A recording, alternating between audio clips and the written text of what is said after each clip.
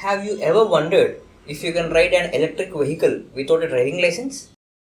While all the EV companies, Ather, Ola, Revolt, Hero, everyone are focusing on the premium segment of EV bikes and pushing themselves, enhancing the range and performance for every generation, there's one company who is focusing on those category of customers who don't need driving license. We are talking about Okinawa, and the bike is Okinawa Lite. Talking about the features in its simplest level, what this bike offers is a range of 60 kilometers and a maximum speed of 25 kmph at a premium price of 90,000. For the same price, you can get a lot of petrol scooties. Adding some 10k or 15k more, you can get Ola S1 Pro. But this bike it offers 25 kmph speed and a range of 60 kilometers for the 90k rupees in Bangalore. Probably rest of the states will be closer to 75k or 85k, but it's still premium. You see, from the first look of the bike, it's very colorful, it's very shiny, it's very exuberant. This bike comes in 6 different colors: yellow, blue, black, red, orange, which are very bright colors and have this very beautiful glossy finish across the body.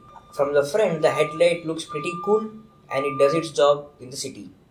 It comes along with these headlights to the left and right of it, which is also decently bright for the city use. Now the tires are pretty thin, but still surprisingly they seem to offer pretty good road grip while you ride the bike. But because the bike speed is only 25 kmph, there is no need for the disc brake in the bike and there is no disc brake that you get from the bike. If you walk around and look the design of the bike, it looks pretty uniform, no fancy stuff, no funky stuff and no sporty look designs. Pretty simple, pretty clean design, pretty sleek and thin design, which is absolutely wonderful for a single person use, which also reflects with the seat size. And the size of the seat is such small that fitting in two people can get difficult at a point. And the pillion rider gets this beautiful footrest which beautifully sits along with the design of the bike, which is not case with any of the rest of the Okinawa lineup, including the Pro version, the high-end version I Price Plus. This bike comes with a flatter seat without any fancy stuff, keeping things simple. And it is comfortable when you sit on it. It's not the best of its range, but it's decent. Suspension also is pretty decent, it's not the best. Simply because there is no need for heavy suspension for the bike because you hardly drive at 25 kmph. Talking about the boot space, things get interesting here. Because the battery size is small, you get this boot space where you can fit in a full size helmet in it.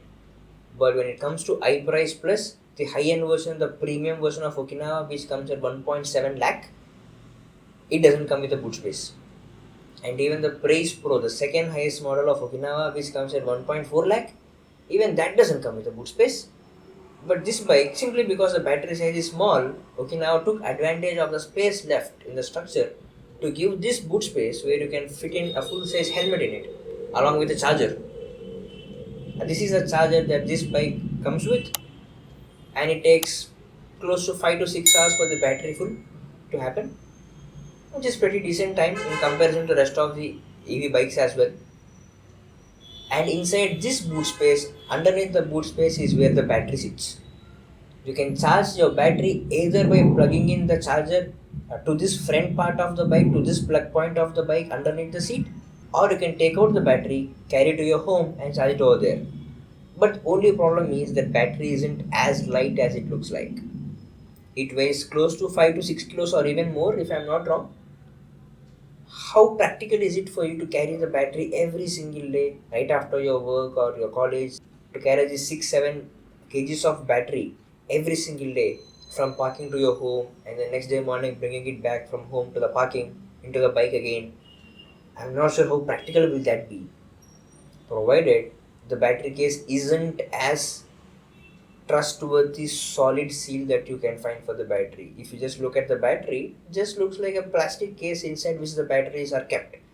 If it is raining, if it is a hot sunny day, I'm not sure how well this sealing works. And it's not that sturdy look as well for me to safely carry the bike battery. Now this bike comes with this frontal space where you can charge your phone, or you can place a water bottle in this space. And of course, the legroom is pretty good, it's pretty decent. It also comes with this hanger port in the front.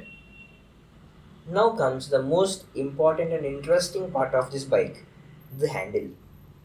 The handle has this very interesting controls, and of course very simplistic, not complicated controls as well. To the left you have this horn, you have these indicator switches like any other bike does. Along with that there is a parking switch, which is pretty interesting. I haven't seen a parking switch on any other EV inside Okinawa as well. And to the right side you have the switch for the headlamp, on and off. Simple. Simple and no complicated stuff present on the controls of the bike.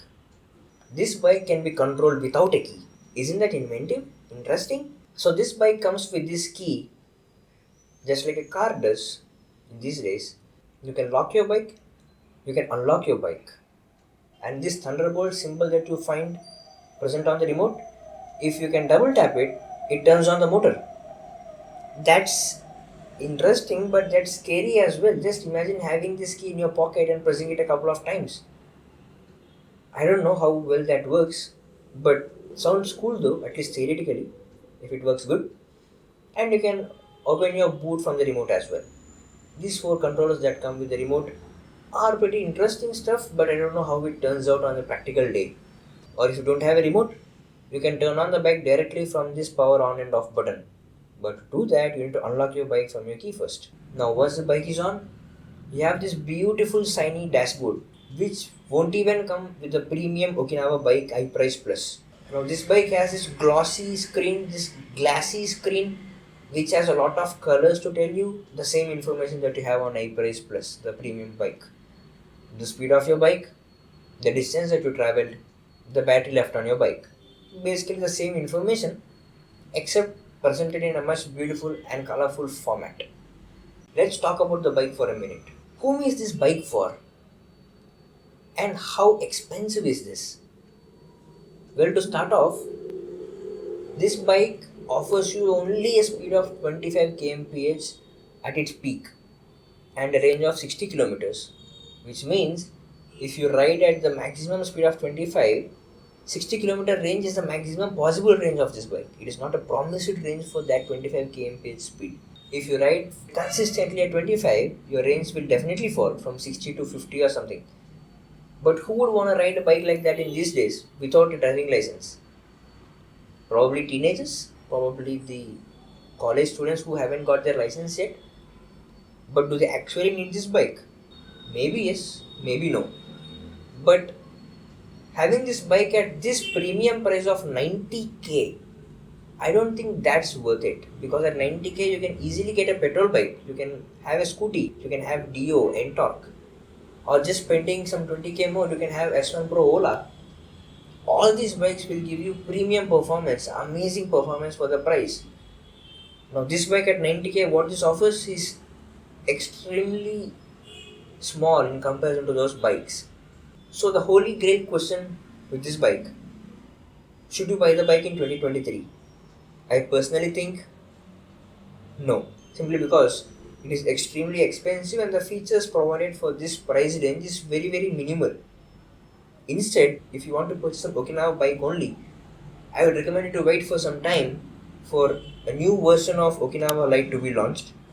Probably that will come with a better range and better performance improvements that can add value for this price range.